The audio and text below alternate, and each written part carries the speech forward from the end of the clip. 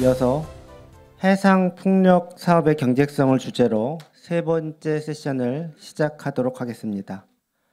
본 세션에서는 해상 풍력 사업의 경제성에 대하여 김종호 노스랜드 파워 코리아 대표님께서 발표해 주시도록 하겠습니다. 큰 박수 부탁드리겠습니다. 예, 안녕하십니까. 세 번째 발제를 맡은 노스랜드 파워의 김종호입니다.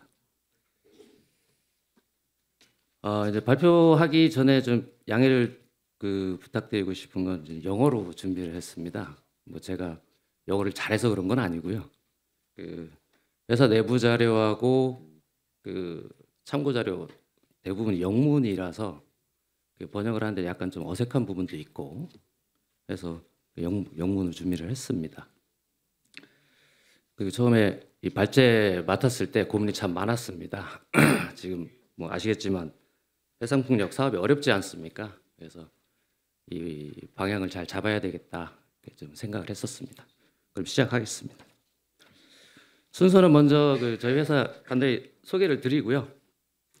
그다음에 지금 해상풍력이 맞닥뜨리고 있는지 지금 도전, 어려움에 대해서 잠깐 논의를 해보겠습니다. 그 다음에 해상풍력이 이제 트렌드가 유럽의 경우에 어떻게 되었는지 한번 보고, 그리고 현재 우리나라 해상풍력의 위치를 한번 유추해보려고 합니다.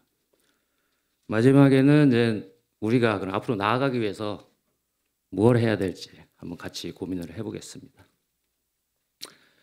저희 회사는 이제 캐나다 회사고요.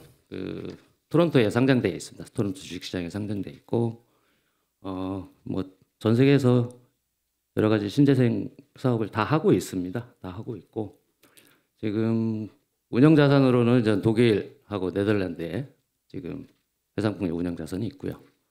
그 최근에 좀 괄목할 만한 마일스톤이라고 한다면 저희가 9월 말에 폴란드 발틱 프로젝트라고 1200메가와트, 그리고 대만의 하이롱 1044메가와트 파이낸셜 클로즈를 달성을 했습니다. 일주일 사이에 약 10조 정도 돈을 모았는데요. 아주 기적과 같은 일이라고 저는 생각을 했습니다. 이 어려운 시기에. 그래서 제가 직접 일은 하진 않았지만 걱정이 많았습니다. 왜냐하면 이게 금리도 높고 아주 서플라이 체인도 문제고, 그래서 걱정을 많이 했는데 다행히 잘 마무리가 됐습니다. 한국에서는 저희가 여수, 진도, 그리고 완도 이렇게 세 군데에서 사업을 하고 있고요. 여수는 지금 세계의 발전 사업 다도 프로젝트인데 세계의 발전 사업으로 한 1270이 1.3기가 조금 안 됩니다. 진도는 2개의 발전 사업에 600메가와트 정도 되고요. 완도는 지금 아직 인허가 단계입니다. 그래서 발전 사업 허가 신청 전이고, 참고로 3개 프로젝트 다 고정식 픽스드 바텀 프로젝트입니다. 최근에 뭐 이런 뉴스는 뭐 많이 보셨을 거라 생각을 합니다. 거의 뭐 한 6월부터인 것 같습니다. 거의 매일 안 좋은 뉴스가 많이 나왔죠. 미국에서 뭐 취소되고 손실, 뭐 페널티 내고, 참 뭐 일일이 말씀을 안 드려도 대부분 다 알고 계시리라 생각을 합니다. 참 어려운 시기라고 보고 있습니다. 여러 가지 이제 어려움이 있는데 저희가 이제 주로 얘기를 하는 것이 뭐 인플레이션, 금리, 서플라이 체인, 그리고 뭐 PPA 구조, 뭐 인허가 여러 가지 얘기를 합니다. 근데 저희가 자체적으로 이거 분석한 바에 의하면 금리의 파급력이 가장 큰 것 같습니다. 지금 보시는 건 지금 미국 10년물 국채금리인데요. 10월 말에 아마 제가 기억하기로 장중에는 5%를 돌파를 했었습니다. 근데 지금 좀 진정세를 보이고 있고요. 오늘 아침에 확인을 해보니 4.3, 4.4 그 정도 왔다 갔다 하는 것 같습니다. 현재. 이런 뭐 인플레이션, 금리, 원자재 가격 이런 걸 제가 예전에 은행에서 일할 때는 매크로 지표라고 했거든요. 근데 이 매크로 지표는 뭐 말 그대로 거시경제 변수이기 때문에 단순히 해상 풍력에만 영향을 주지는 않습니다. 모든 인프라 비즈니스에 당연히 영향을 주고요. 대신 해상 풍력의 경우에는 이 리드 타임이 길고 그리고 사전 개발비 지출이 많기 때문에 오히려 그 좀 영향이 더 크다고 그렇게 이해를 할 수가 있겠습니다. 실제로 저희가 이제 9월에 금융을 한 프로젝트가 있었기 때문에 좀 다 자체 분석을 좀 해봤습니다. 과연 이 영향이 어떻게 되는 건가? 근데 저희 분석에 의하면 금리 부분이 가장 큽니다. 거의 50에서 60% 정도 그 상승 요인이 나오고요. 다음에 이제 그 자본비, 뭐 서플라이 체인 그리고 오펙스 약간 지금 보니 이 단위가 메가와트당 파운드입니다. 이거 좀 빼먹었네요. 죄송합니다. 그래서 그 금리의 비중이 압도적이고 실제 여기 자본비 KPX도 금리 부분이 일정 부분 담겨 있습니다. 어차피 그 인상되는 부분이 OEM사 그 제작 그 코스트에 반영이 돼 있기 때문에 실제 금리 인상 부분은 여기 보이는 것보다 더 크다고 볼 수가 있습니다. 그 유럽의 경우에 지금 꾸준히 그 가격이 하락을 하고 있습니다. 지금 해상 풍력의 경우에. 근데 최근에 뭐 보시다시피 좀 주춤했습니다. 왜냐하면 뭐 그런 매크로 변수들이 별로 좋지 않았기 때문에. 하지만 그 큰 트렌드는 아주 괄목할 만한 그 발전을 했습니다. 지금 뭐 이후 슬라이드에서 죄송합니다. 말씀을 드리겠지만 저희 2010년, 11년 보시면 알겠지만 200유로 정도 됐던 것이 지금 이렇게 거의 뭐 4분의 1 수준으로 지금 다운이 됐습니다. 최근에 지금 이 주춤했던 이유는 뭐 아시겠지만 이런 매크로 변수가 있었고 따라서 최근에 뭐 영국 얼로케이션 라운드 5 아무도 안 들어가서 유찰이 됐습니다. 근데 그 이후에 정부에서는 영국 정부에서 상한 가격을 올리고 재입찰을 한다는 그런 뉴스도 있었습니다. 이 발췌문을 한번 좀 봐주시죠. 이 내용이 좀 지금 상황과 좀 유사해 보여서 제가 가져왔는데요. 이게 2011년도 논문입니다. 제가 발제를 하기로 하고 나서 그 구글 스칼라에 그 해상풍력 경제성 검색어를 딱 쳤더니 맨 처음에 나오는 논문입니다. 280여 회 인용이 된 걸로 나왔고요. 뭐 제가 다른 논문을 다 찾아보지는 않았지만 해상풍력 경제성에 대해서 가장 많이 인용이 된 걸로 보입니다. 꽤 오래된 거죠. 어떻게 보면은 해상풍력 역사가 그렇게 길지가 않은데 11년에 나온 논문인데 이런 일이 지금 처음은 아닙니다. 저희 해상풍력이 겪고 있는 이런 어려움이 그전에도 비슷한 일은 있었습니다. 금리도 진정이 돼가고 인플레이션 전망도 지금 정상화되고 있습니다. 대부분 다 중앙은행들도 2% 전후에 이제 안정적인 기조를 예상하고 있습니다. 지금 블룸버그에서 제가 가져온 그 LCO의 지금 그 수준인데요. 경쟁력이 있습니다. 당연히 해상풍력은. 그럼 저희는 어디냐? 2022년 작년에 처음 풍력 입찰을 해서 해상풍력 한 프로젝트가 낙찰을 받았고 저희가 그 RSC 가중치를 추정을 해서 계산을 해봤더니 대충 한 300원 정도 이렇게 추정이 됩니다.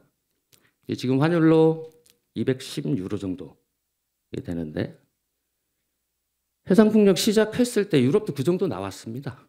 저 가격 보시면 알겠지만 저희가 지금 시작했는데 비싸다. 좀 앞뒤가 안 맞는다고 저는 생각을 합니다. 당연히 유럽에서 달성한 그 코스트 다운 짧게 하는 게 저희가 할 일이지, 지금 시작했는데 비싸고 너무 높다, 약간 좀 논리적으로 좀 말이 안 된다고 저는 생각을 합니다. 당연히 저희가 할 일은 2030년, 뭐 32년이 될 수도 있겠죠. 더 짧은 시간에 저 커브를 만들어내는 게 저희 산업의 임무라고 생각을 합니다. 그럼 가만히 있으면 안 되겠죠.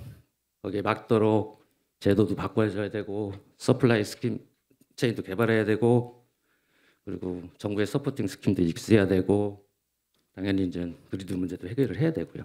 이런 것들이 다 같이 발전을 해야 될 거라고 저는 생각을 합니다.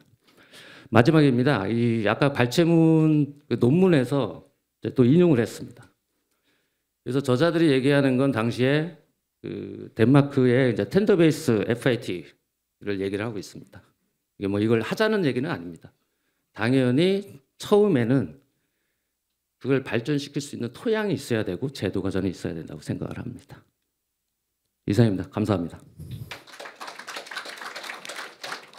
예, 김종우 대표님 발표 감사드립니다. 이어서 토론을 진행하도록 하겠습니다. 좌장으로는 김범석 제주대학교 교수님께서 수고해 주시겠습니다. 좌장님과 패널 분들은 앞 단상으로 올라와 주세요. 그리고 시간 관계상 시간이 제한되면은 그 플로어에서 질의응답은 저희가 쉬는 시간이나 아니면은 이 포럼이 끝난 다음에 개인적으로 질문해 주시면 좋겠습니다.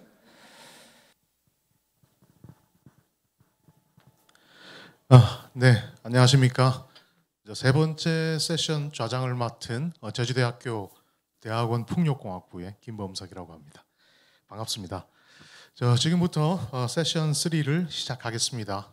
바쁜 일정에도 행사를 위해서 시간 내주신 전문가분들과 그리고 온오프라인으로 함께해 주신 많은 분들께 감사 인사를 드리겠습니다.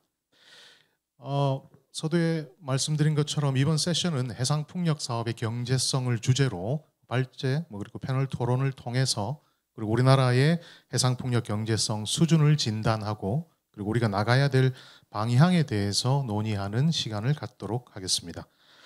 먼저 우리 발제를 통해서 김종우 노스랜드 파워 대표님께서 짧은 시간에 핵심만 잘 전달해 주신 것 같습니다. 크게 글로벌 동향과 그리고 외부 환경적 요인에 의한 최근의 해상풍력 사업성 악화 문제, 그리고 한국의 해상풍력 경제성 확보에 필요한 마지막 슬라이드에서 4가지 요소, 이것들을 좀 잘 짚어주신 것 같습니다. 자, 그럼 이제 앞서 강연해 주셨던 분과 함께 세 분의 전문가를 모시고 해상풍력 사업 경제성에 대한 토론을 진행하도록 하겠습니다. 토론자로 먼저 참석해 주신 분들을 간략히 소개해 드리겠습니다. 먼저 한국동서발전의 류상헌 부장님 참석하셨습니다. 네, 다음으로 녹색에너지연구원의 이기윤 실장님 참석해 주셨습니다. 그리고 마지막으로 코오론 글로벌의 김장환 팀장님 자리하셨습니다. 네, 그럼 토론을 시작하도록 하겠습니다. 우선 강연 내용 또는 그리고 우리 세션의 주제와 관련해서 토론자로 참석하신 세 분께 짧은 자유 발언을 요청드리고자 합니다. 먼저 류상헌 부장님께 자유 발언에 대한 부탁을 드리겠습니다.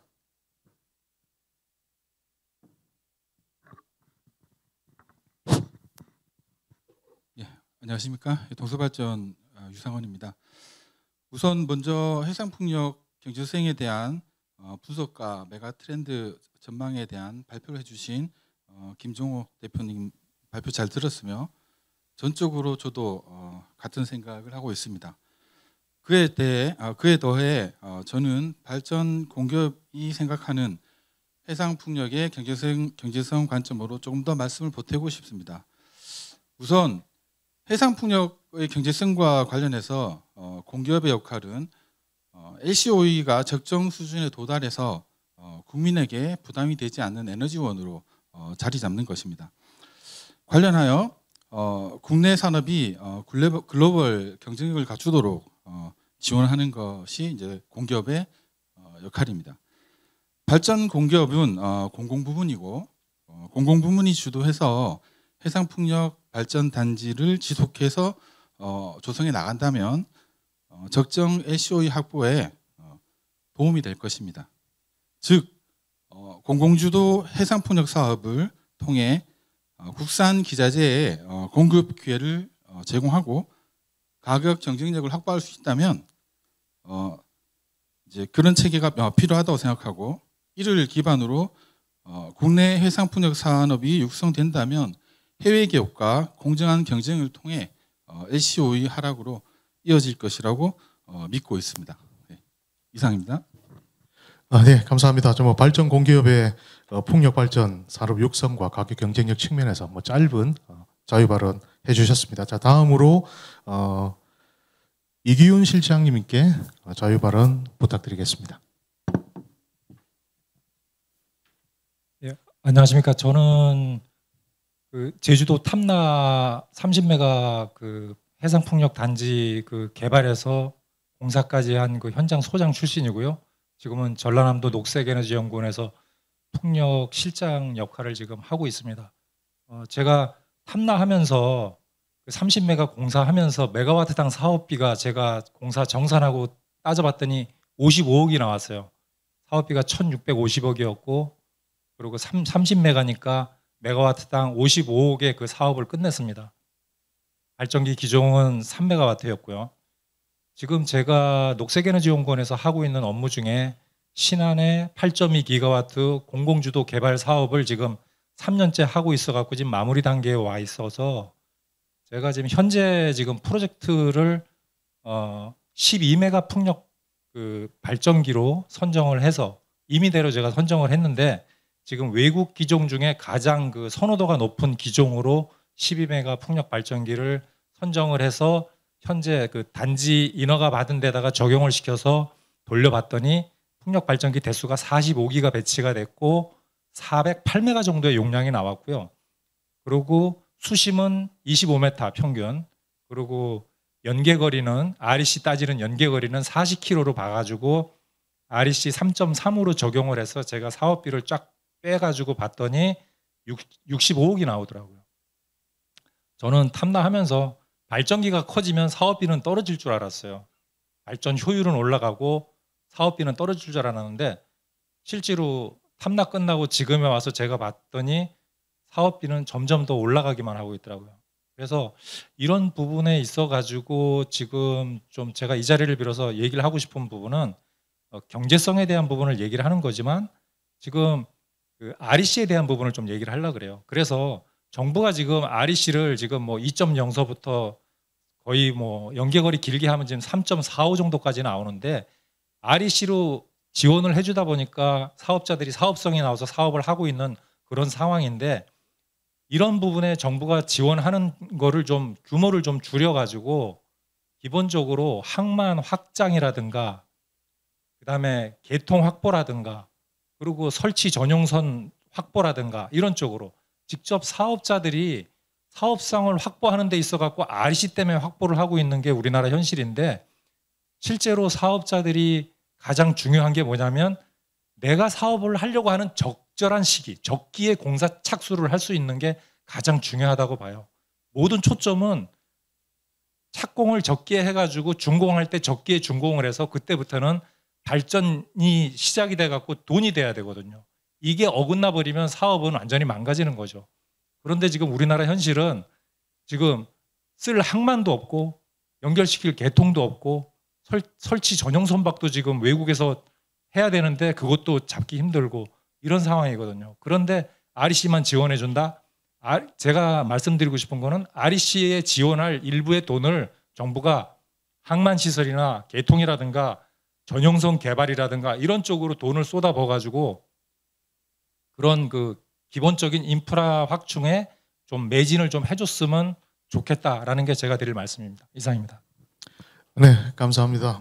많은 말씀해 주셨고요. 탐나 해상풍력 사업 개발 그리고 지금 현재 신안 해상풍력 쪽에서도 관여하고 계신 사업에 대한 경험을 카펙스 투자 비용 측면에서 좀 경험 공유를 해주셨습니다. 자, 뭐 다음으로 김장환 팀장님께 자유 발언 간단하게 부탁드리겠습니다. 예. 코롱 글로벌에서 지금 해상 풍력을 담당하고 있는 이제 김장환입니다. 우리 이제 이기훈 실장님이 역시 사업을 해보신 분이라서 생각이 많이 비슷하네요. 하고 싶은 얘기를 앞에서 다 해버려갖고 많이 줄어버렸는데, 여기 지난번에 우리가 해상 풍력이 왜 필요한가를 얘기를 했을 때 무지하게 많은 장밋빛 미래에 대해서 설명을 해주셨습니다. 해상 풍력 꼭 해야 되죠. 해상 풍력을 해야 뭐 앞으로 저기 기후 변화라든지 뭐 에너지 중립, 에너지 안보도 지켜야 되고, 통상 무역국가인 우리나라에서 신재생에너지 사업 안 하면 앞으로 무역도 어려워. 모든 것들의 신재생에너지 사업에 해상 풍력이 몰려져 있습니다. 그런데 현실은 어떤지에 대해서 사실은 좀 사업자들이 좀 얘기 안 하는 부분이 있는 것 같아요. 저는 해상 풍력 무엇이 문제인가? 문제는 바로 사업성이라고 얘기를 할 수밖에 없을 것 같아요. 앞에 이규현 시장님도 말씀드렸지만 해상 풍력 사업, 그러니까 사업성, 사업자들 입장에서는 이 사업성이라고 하는 것은 결국은 이 투자 사업이기 때문에 돈이 안 되면 사업을 안 합니다. 여기서 말하는 사업자들은 비단 풍력 사업자뿐만 아니라 예를 들어서 아까 말씀드렸던 배후항만을 건설할 수 있는 건설 사업자들이든지, 아니면 해상 풍력에 관여하려고 하는 공장을 짓는 공장 사업자들이든지, 아니면 뭐 개통을 해야 되는 저 한정 같은 사업자들 포함해서 모든 사업자들이 돈이 안 되면 투자를 안 한다는 것이죠. 그래서 지금 우리나라 그 해상 풍력 사업이 많이 왜곡되어 있는 부분이 분명히 있습니다. 지금 여러분들은 해상 풍력 사업이 보조금 사업이라는 얘기를 많이 해요. 보조금 사업은 어떤 거죠? 구조물을 만들어서 목적 구조물에 따른, 우리가 여기 전기 구조물을 만든다면 전기 구조물에 따라서 저희가 전기요금으로 환수하는 것이 70~80%고 뭐 20% 보조받는다. 이건 전부 보조금 사업이죠. 근데 저희 해상 풍력은요 그렇지 않습니다. 전기 생산해서 만든 전기 요금을 받는 거는 한 30%고 30~40%고 60%, 70%가 정부 보조금이에요. 조금 더 그걸 알기 쉽게 말씀드리면, 저희가 통상 그 해상 풍력은 한 400메가 단위로 사업을 합니다. 아까 신안 같은 것도 말씀드렸지만 400메가와트 같은 경우는 메가와트 한 65억 정도로 해서 약 2조 6천억이 투입이 됩니다. 2조 6천억 중에 2조 6천억을 투입해서 1년에 매출을 보통 한 4천억 정도, 바람 좋으면 한 4천억 정도를 매출을 일으키는데, 그 매출액 중에 불과 1,000억만 정부 S&P로 돌려받고 3천억이 정부 보조금으로 받습니다. 상당히 왜곡된 거죠. 육상풍력이나 태양광 같은 경우는 용량이 크지 않기 때문에, 또 그것도 보조금 비율이 상대로 적었기 때문에 큰 논란은 좀 적었지만, 해상풍력으로 들어오는 순간 한 단지마다 2~3천억씩 보조금을 준다라고 하면 이거는 주민 수용성이 아니라 국민 수용성을 못 받아들일 거예요. 지금 입찰이 열리고 있죠. 입찰 열리고 있는데 그 입찰이 S&P 86억 보종에 REC 한 80원으로 해서 가중치까지 곱했을 때 한 300원이 다 넘을 겁니다. 300원이 넘는데 그중 대부분이 REC 보조금이죠.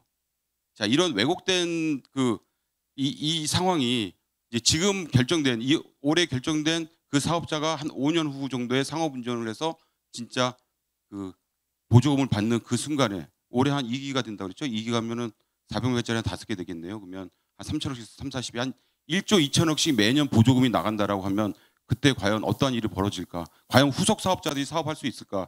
이 부분에 대해서는 한번 심각하게 고민을 해봐야 될 부분이라고 생각합니다. 저기 나머지 부분은 또 이따가 또 추가 얘기할 때 말씀하도록 하겠습니다. 이거에 대해서 한번 여러분들도 사업성에 대한 부분 한번 이해를 하시고 그 다음 얘기를 좀 진행했으면 좋겠습니다. 네, 감사합니다. 지금 뭐 자유 발언에서 이제 오프닝과 관련해서 개인적인 토론자분들의 말씀을 듣는 시간인데, 뭐 뒤에서 하실 말씀 지금 앞에서 다 하고 계신 것 같습니다. 좀 더 구체적인 질문은 이제 뒤에서 이어가도록 하고요. 일단 뭐 김장환 팀장님께서 뭐 여러 말씀을 하셨지만, 일단 해상풍력 사업성이 문제다. 이번 토론회의 주제에 대한 어떤 답을 한 가지를 말씀해 주신 것 같습니다. 자, 그럼 뭐 조금 범위를 좁혀서 본격적인 질문을 좀 이어가도록 하겠습니다. 자, 먼저 류상헌 위원님께 질문을 좀 드리겠습니다.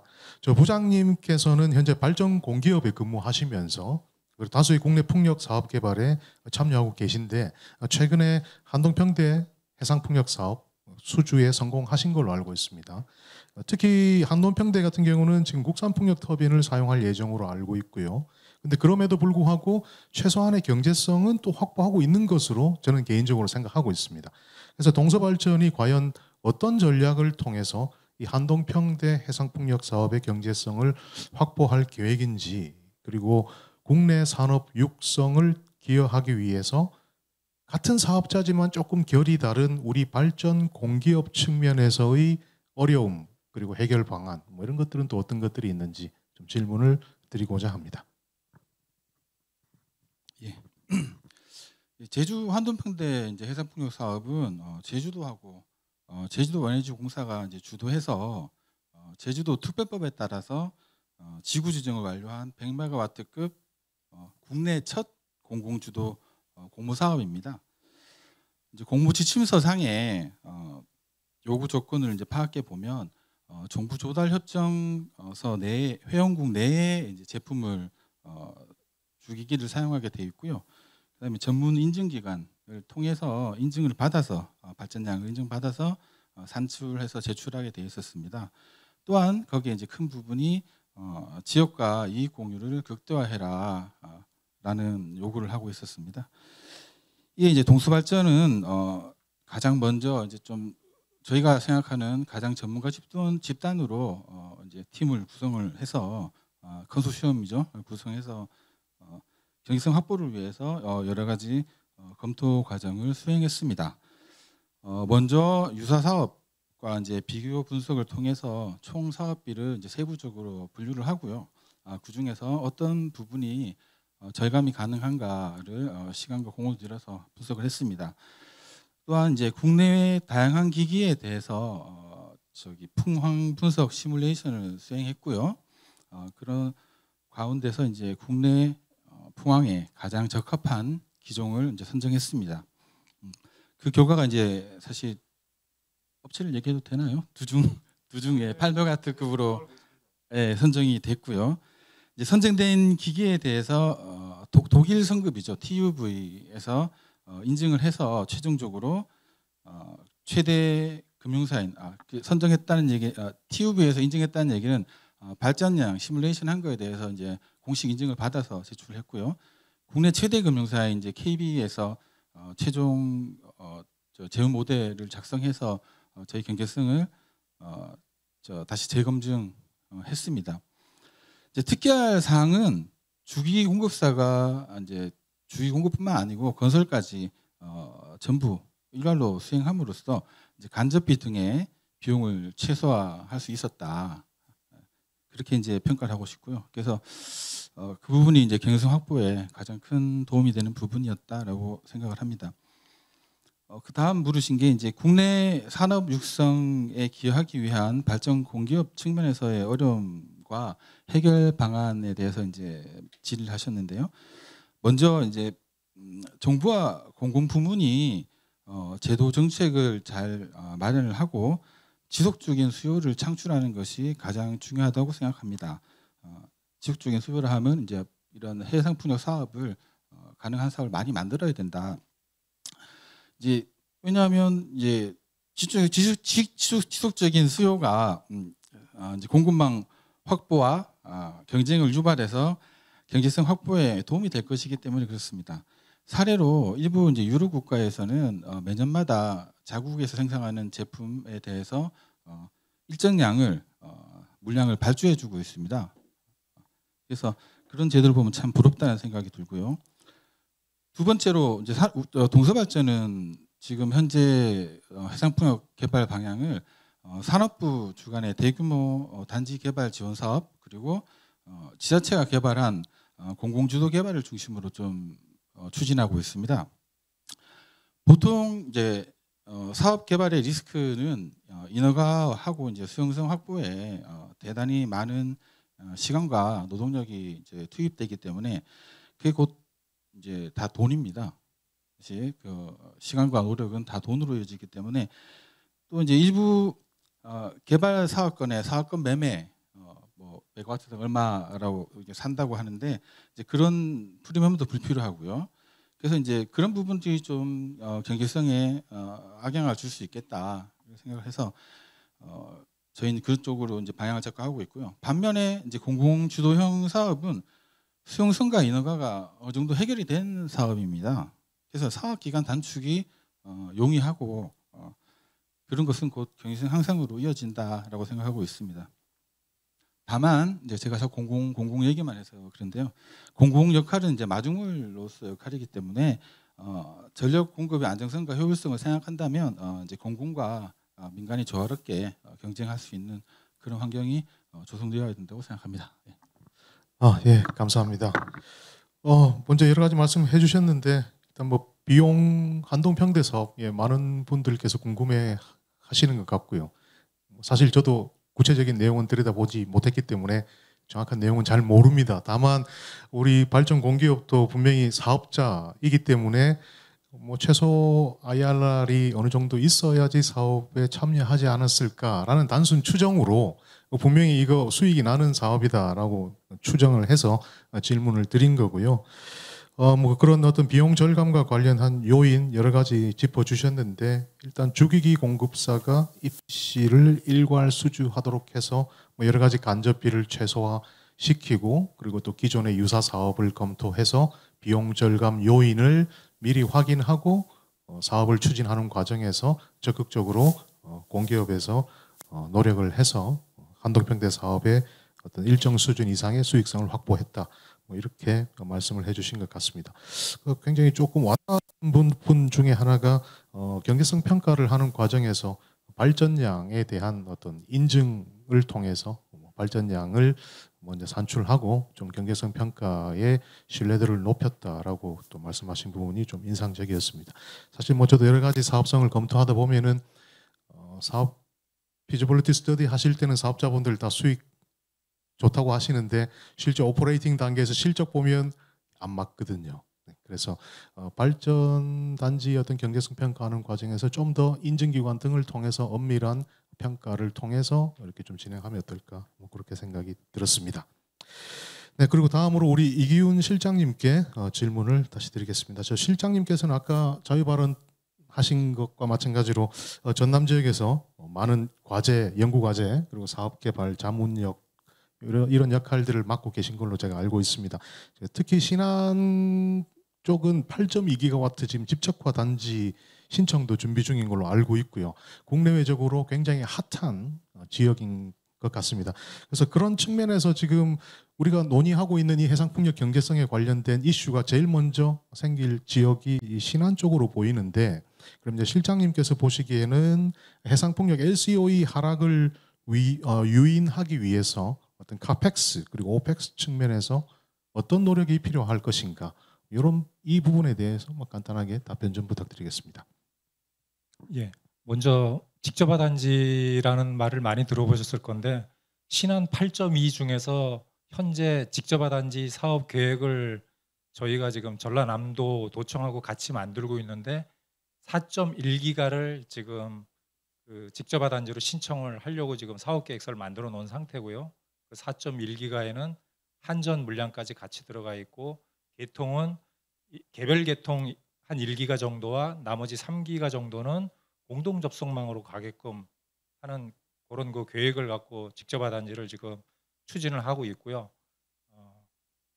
지금 그 LCOE라든가 카펙스, 오펙스에 대한 부분을 말씀을 드렸는데 이제 전문 용어보다는 일단은 카펙스하고 오펙스 사업에 들어가는 그 건설을 할 때 건설 비용과 그다음에 오펙스 운영할 때 운영 비용에 대한 부분을 좀 말씀을 드리려고 그러는데 전 그냥 간단하게 말씀을 드리면 우리나라 사업자들이 해상풍력 사업을 할 때 있어 가지고 좀 요 두 가지는 좀 신경을 좀 많이 써줬으면 좋겠다라는 걸 좀 말씀을 드리고 말씀을 마치려고 그러는데 첫 번째는 발전기 선정을 할 때 이게 발전 사업자가 그 발전 단지의 그 사업비에 대한 어떤 그 갈림길이 나오는 것 중에 가장 중요한 요소가 어떤 발전기를 선정하냐입니다. 제가 겪어보니까 머리 큰 놈이 장땡이 아니더라고요. 그러니까 발전기가 크다고 좋은 건 아니다 이거죠. 정말 좋은 건 뭐냐? 내 몸에 맞는 옷. 그러니까 내 프로젝트의 현황이 다 다르잖아요.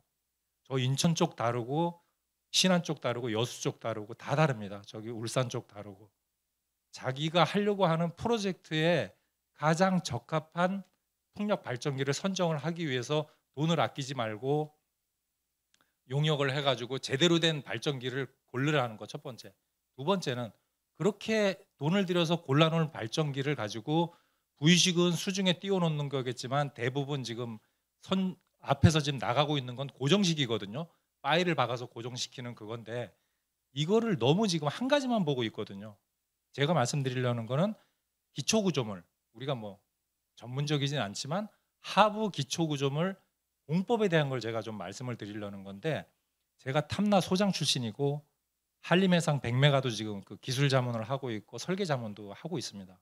그런데 여기 두 군데 다가 어떤 공법이냐면은 자켓이라고 하는 하부 구조물이 두 쪼가리로 나눠서 공사를 하고 있어요. 그거는 뭐냐면 그 파일을 받기 위해서 자켓을 먼저 물 속에다가 갖다가 바다에다가 꽂아 놓고 그 속에다가 구멍을 뚫어서 파일을 찔러 넣습니다. 그래서 파일을 나중에 집어 넣는다 그래서 이거를 이제 포스트, 나중에 파일을 넣는다 그래서 포스트 파일링 방법인데, 얘는 파일을 집어넣기 위해서 먼저 굴착 작업을 해야 되니까 이 자켓이라고 하는 하부 구조물을 둘로 나눠 가지고 먼저 반 쪼가리 갖다 놓고 파일 받고 그다음에 위에 걸 또 얹어야 돼요. 그래서 용접을 해야 되는데, 저희가 지금 현대스틸이라든가 삼강 M&T가 대만에 수출하고 있는 거는 원피스입니다. 한 쪼가리입니다. 얘는 프리파일링 공법이라 그래서 프리파일, 먼저 파일을 박는 거예요. 그래서 대만에 가면은 파일을 먼저 땅에다 박아 놓고 그 위에다가 현대스틸이나 삼강 M&T에서 만든 거를 갖다가 거기다가 딱 꽂고 고정만 시킵니다. 그러면 벌써 공사 기간도 많이 차이가 나요. 그래서 공사 그 공법에 대한 부분을 좀 적극적으로 좀 적용을 시켜야 되겠다.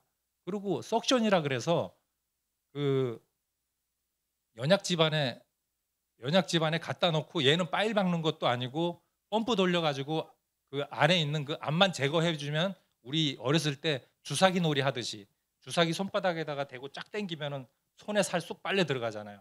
그런 식으로 이 석션 기초 구조물이 있거든요. 얘는 하루면 설치가 끝납니다. 그래서 제가 단적으로 말씀드리면, 제가 제주도에 했던 식으로 하부 구조물을 설치를 하려고 그러면 최소한 2달에서 3달 걸리고요.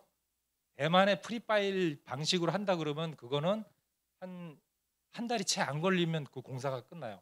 그런데 석션 같은 걸로 적용을 하게 되면 하루면 설치가 끝나고, 이미 석션 같은 경우는 유럽에서 검증이 돼갖고 중국에도 그걸로 해가지고 8메가 풍력 발전기까지 올려갖고 지금 돌아가고 있거든요. 근데 제가 안타까운 거는 그거죠. 우리나라 사업자들이 그런 걸 적용을 잘 안 하더라는 거죠. 그렇게 기술 자문을 하고 그런 쪽으로 해야 된다라고 말씀을 드렸는데도. 그래서 제가 간단히 말씀드리면, 이런 그 간단한 거지만 내가 들여가지고 용역을 줘가지고 어떤 하부 구조 설계만 제대로 나한테 맞는 것만 해도 엄청난 카펙스를 줄일 수가 있어요. 그 부분은 기간이 그 겨울 한두 달을 줄이게 되면요, 이게 1년 농사가 빨리 돼가지고 발전기가 더 빨리 돌아갈 수 있는 효과까지 나온다라는 거죠. 그래서 그냥 마무리 지면서 말씀드릴 부분은 이런 기본적인 거에 좀 신경을 많이 쓰고 그런 거에 돈을 제대로 들여가지고 제대로 검토를 해가지고 사업 계획을 세워줬으면 좋겠다라고 말씀을 드리고 마치겠습니다.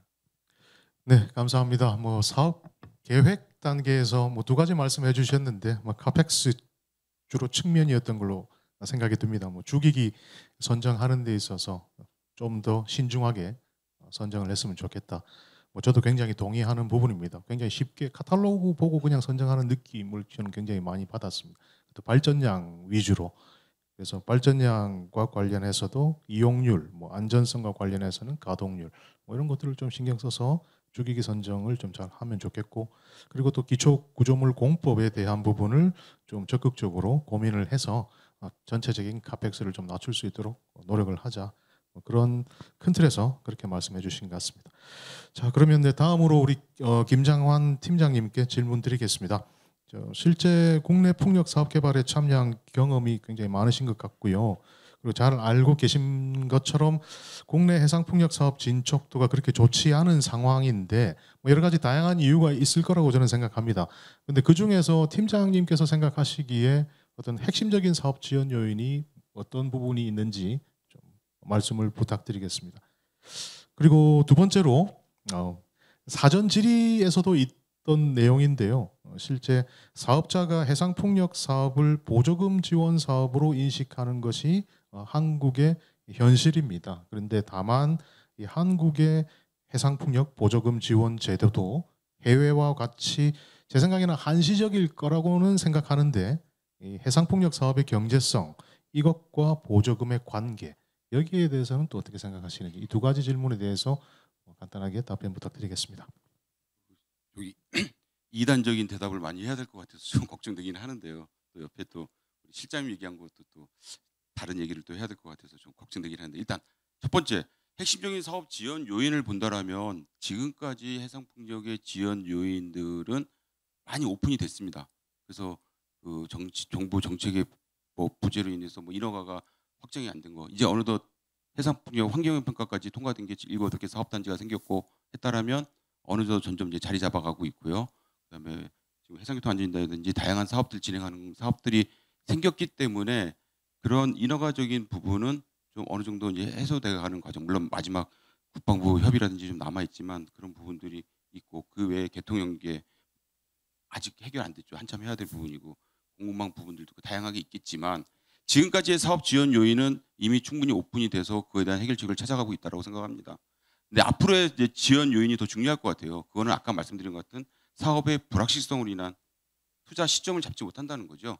언제 과연 최종적으로 금융 파이낸싱이 일어날 것인가 이 부분들이 계속 망설이고 있기 때문에 이미 포기한 영광 나홀 같이 포기한 사업들도 있던 것 같이 물론 다시 재도전하고 있는 과정이지만 그런 사업 지원 요인들은 있다고 보여지고요. 그래서 사업 지원 요인은 일단 불확실성, 사업 불확실성이라고 하죠. 예, 투자 시점 찾지 못하는 것이 제일 큰 앞으로의 불확실성으로 보이고요. 그다음에 보조금 지원 제도 같은 것도 해외에서는 분명 한시적이었습니다. 그때는 우리가 분명히 달라요.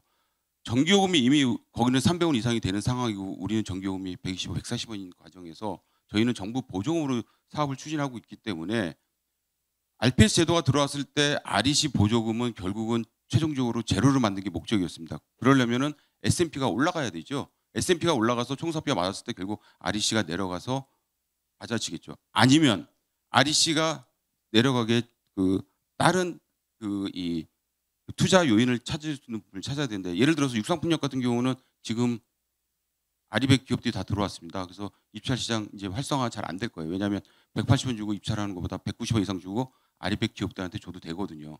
그렇게 또 외부 새로운 그 투자할 수 있는 부분들을 찾듯이 이쪽 해상풍력에서도 그런 아리백 기업들이 투자를 할 수 있는 요인을 찾아야 되는데 요인이란 건 결국은 S&P와 REC의 비중을 바꿔서 S&P가 올라갈 수 있는 비중을 만들어야 된다는 거죠. 결국은 이 아까 말씀드렸던 REC 그 비중의 불확실성이 나오게 된 계기는 그 실증 사업 단지에서부터 사업이 안 되니까는 그 당시에 삼성중공업부터 해서 많은 회사들이 철수하고 대기업들이 철수하고 대기업들 사업 때문에 계속 남았겠죠. 철수를 하면서 2014년부터 10년까지 해상풍력의 암흑기 시대에 정부가 새로운 정부 들어오면서 그 정부 보조금으로 계속 보조를 했었던 거죠. S&P는 전기요금 계속 안 오르는 상태에서 REC로 해서 사업이 안 되고 2.0에서 2.5로 2.5에서 또 안 되니까 개통 연계에 따라서 추가 REC 수심이 깊어지니까 또 추가 REC 그래서 물리적으로는 4.9까지 올라가기 지금 만들어져 있습니다. 거기다가 주민 수용성 필요하네 0.2에서 0.3 REC까지 올라갔고요. 그 지자체 추가 REC 0.1도 추가 줘서 지금 REC로 계속 사업 보조금을 올려준 거예요. S&P는 그대로 있는 상태에서. 그런데 아까 얘기했던 것 같이 국가 이런 문제들 때문에 계속 총사업비는 올라가고 있는 과정에서 계속 보조금으로 올려줘서 이 3대 7까지 가는 이 언밸런스가 됐는데 이 사업을 추진하신 분들은 해외에서 오신 분들도 모든 분들이 그건 모르겠고 일단 300원 준다고 하니까 총사비 맞춰준다고 하니까 하고 들어온 것 같아요. 그러다 보니까 아까 개통에서 나왔던 그런 논란이 생길 수 있을 것 같아요. 우리 사업 빨리 해야 되는데 한지에서 개통 안 놔주니까 우리가 개통비 내고 우리가 먼저 할게. 그럼 그건 어떻게 되죠? 다시 총사업비 올라가서 다시 정부 보조금 올려달라고 할 겁니다. REC 올려달라고 할 거고요. 그게 안 되면 현재 아까 발제했던 것 같이 해외 업체들 같이 사업 포기한다는 얘기가 나오겠죠. 이 부분들의 악순환을 이제 고리를 끊어야 된다고 생각을 합니다. 다시 한번 바닥을 볼 수는 없고요. 지금부터는 정부 보조금 아까 이규현 시장이 말씀하신 것 같이 미래에 줄 어차피 5년 후에 10년 후에 매년 매년 1조 아니면 신한 같은 경우는 그 사업 다 되면 매년 뭐 10조씩 제가 대충 따졌을 때 한 4, 5조 되는 것 같은데 8기가 있을 텐데 4기가로 줄였다고 하니까 매년 신한만 2, 3조씩이 20년 동안 주는 그 비용이라면 지금 선투자를 해서 배후항만 만들어주고 개통도 좀 미리 놔준다든지 뭐 이런 부분에서 총사업비를 낮춰줌으로 불확실성을 없앤다라면 우리도 외국같이 LCOE 내려가겠죠. 그리고 정부 보조금 줄어들고 정말 경제성 확보되고 전체 인프라 구축되어 있는 사업으로 갈 거라고 보여집니다. 그런 세상을 좀 보고 싶어요. 지난 15년 동안 계속 해상풍력 보면서 너무 희망 고문을 당하고 있는 것 같아요.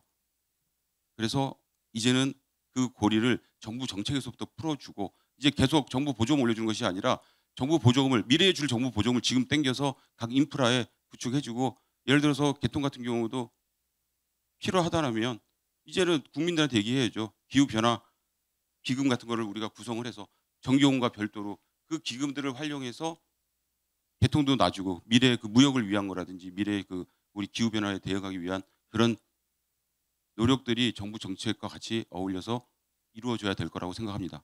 예, 이상입니다. 예, 감사합니다. 뭐 사업 제한 요인에서 앞으로의 사업 투자 불확실성에 대해서 말씀해 주셨고 그리고 단기적으로는 뭐 보조금이 필요하지만 뭐 앞으로는 S&P가 좀 증액이 돼서 REC를 좀 조정할 필요가 있겠다. 뭐 이런 취지의 말씀도 해주신 것 같습니다. 희망 고문이라는 부분에 저도 굉장히 동의합니다. 뭐 저도 해상풍력 한 지가 좀 됐는데 2000년대 초반부터 뭔가를 좀 했던 것 같은데 뭐 십수년간 우리나라는 지금 99도인 것 같습니다. 1도만 올리면 될 것 같은데 이게 잘 안 올라가네요. 여기 계신 분들 다 같이 한 뜻으로 마음을 좀 모아서 마지막 1도를 좀 끌어올렸으면 좋겠습니다. 저 마지막으로 우리 김정호 대표님께 뭐 발제를 하셨지만 짧게 질문 하나 드리고 질문을 청중 쪽으로 돌리도록 하겠습니다.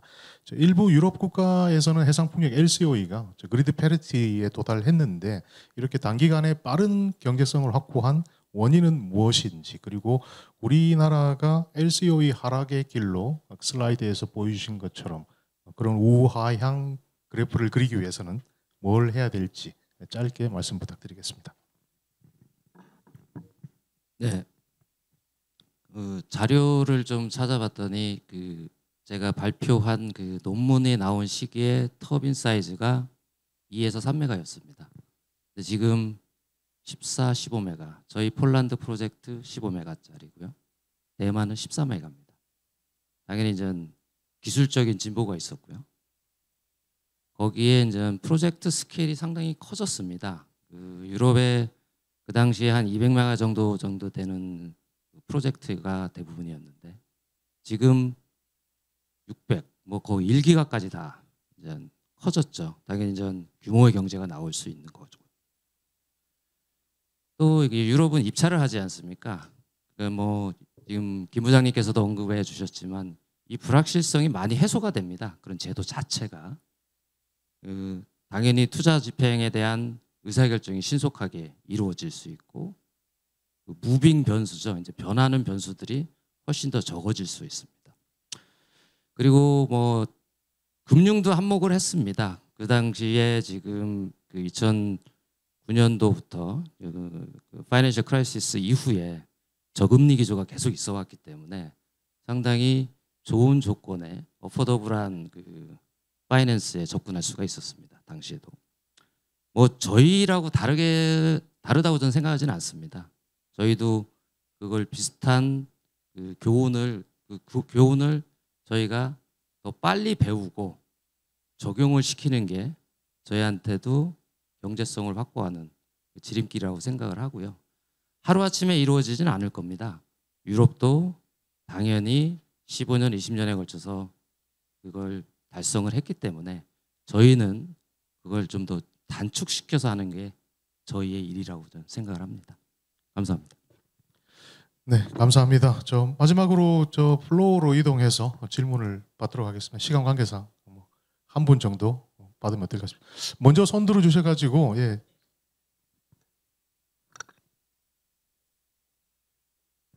예, 반갑습니다. 오늘 이 발제자님, 토론자님 아주 제 취지에는 잘 맞습니다. 저는 이제 그 금융공기업에서 탄소배출권 사업본부장을 했습니다. 메이드 인 코리아 탄소배출권을 유럽에다가 팔기 위해서 콘펜하겐에 갔습니다.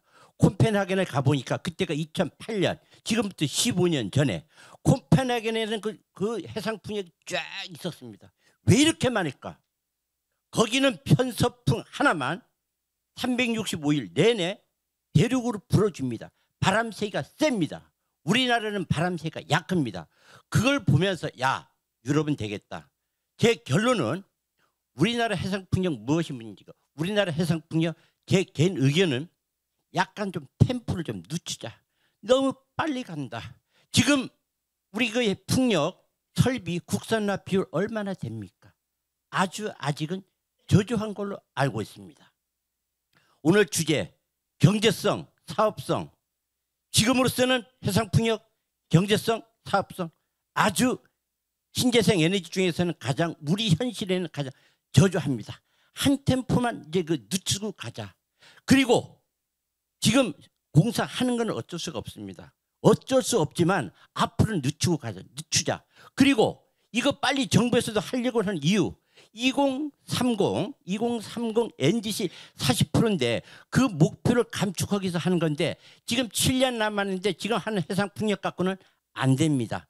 저는 현재 전국 공무원교육원과 공기업에서 탄소중립 신재생에너지 탄소배출권 사업 그 전문 강사를 하는데 갈 때마다 이걸 조금 늦추자고 하고 있습니다. 예, 감사합니다. 네, 알겠습니다. 네, 그 질문의 요지는 뭐 일단 속도가 너무 빠른 것 같다, 조금 늦췄으면 좋겠다 이런 말씀해 주셨는데요.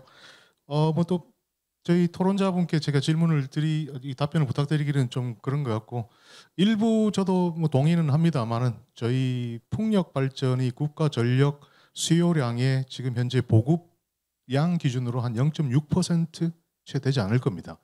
1%가 안 된단 말이죠. 1%가 안 되는 상황에서 우리가 여기서 보급을 지연하자, 브레이크를 밟자, 그럼 어디로 가자라는 말인지 저는 항상 그런 말씀을 하실 때마다 제 개인적인 생각을 이렇다라고 이제 말씀을 드리는 편입니다.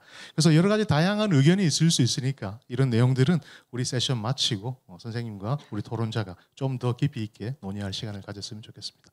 자, 아까 계속 손 들고 계신 분이 계셔서 마지막으로 저 질문 한번 부탁드리고 마치도록 하겠습니다. 자료를 봤을 때 한 3, 4년 전에 육상 풍력의 이제 이용률이 5개 발전소에서 내린 그 통계 보면 정부로부터 예산을 받을 때는 이제 25 내지 이용률이 30%라고 했는데 그 국회의원 이름이 그 여자 조배숙 의원인 것 같은데 그분이 전체가 이제 18.9%다 해가지고 이제 그걸 따진 사례가 있었습니다. 그래서 제가 이제 그거를 봤을 때 해상 풍력은 지금 이제 경험이 우리나라에서 별로 없지만 에스티메이션이 그 이용률이 한 몇 %고 그다음에 과연 그 육상 풍력에 비해서 해상 풍력이 이용률이 더 높은 건지 낮은 건지 그게 이제 굉장히 궁금하고요. 이제 두 번째 질문은 이게 그 보통 이제 아까 저기 해상 풍력이 뭐 1000kW 1메가와트당 뭐 55개다가 다시 65를 올라갔다는 그거를 이제 말씀을 했는데 보통 예를 들어 가지고 아파치 헬기가 이제 국방부에서 이제 수입할 때 한 대당 250억을 했지만 20년 동안에 그 이제 유스풀 라이프 타임 동안에 소모되는 국가의 예산은 한 2천억 정도를 그 ABB로 이렇게 이렇게 배치를 했는데 그러면 이게 그 해상 질문을 죄송한데 지금 시간이 없어서 조금 요약을 해주시면 좋겠습니다. 알겠습니다. 네. 그럼 첫 번째는 해상 풍력의 이용률이 지금 추정치가 몇 %로 나오냐 하는 것이 첫 번째 질문이고요. 두 번째는 그 해상으로 갔을 때 육상보다는 뭔가 그 어떤 운영 조건이 바다의 부식 조건이라든가 바닷물이 흔들렸을 때 진동 조건 여러 가지 여건이 좋지 않아서 운영 조건의 운영비가 20년 동안에 발생되는 비용이 상당히 많이 들어갈 것 같은데 그거를 그냥 운영 유지 비용을 전체 글로벌 코스트 중에서 몇 %로 할당을 했는지 뭐 질문사항은 딱 두 가지입니다. 예, 간단하게 말씀해 주시고 좀 마치도록 하겠습니다. 제가 간단히 말씀드리겠습니다. 일단은 그 이용률에 대한 거 육상은 18% 부근이 지금 그 실제로 나오고 있으니까 18% 부근이다라고 이해를 하시면 되고요. 해상은 추정이 아니고 제가 아까 탐나 소장 출신이고 직접 운영까지 했었고요. 그래서 탐나의 실 운영 그 이용률을 얘기를 하면은 33%입니다. 평균 해상이. 그래서 예상할 때는 30%만 넘으면 저희가 사업성이 나오겠다 하고 탐나를 시작을 했는데 실제로 돌려보니 33%가 평균 이용률이 나와서 돈을 많이 벌고 있습니다. 그리고 두 번째에 대한 답은 개인적으로 따로 드리겠습니다. 네, 감사합니다. 저 장시간 끝까지 함께해 주신 분들께 감사드리고요. 가치 있는 인사이트를 공유해 주신 네 분의 전문가들께도 감사드립니다. 고맙습니다.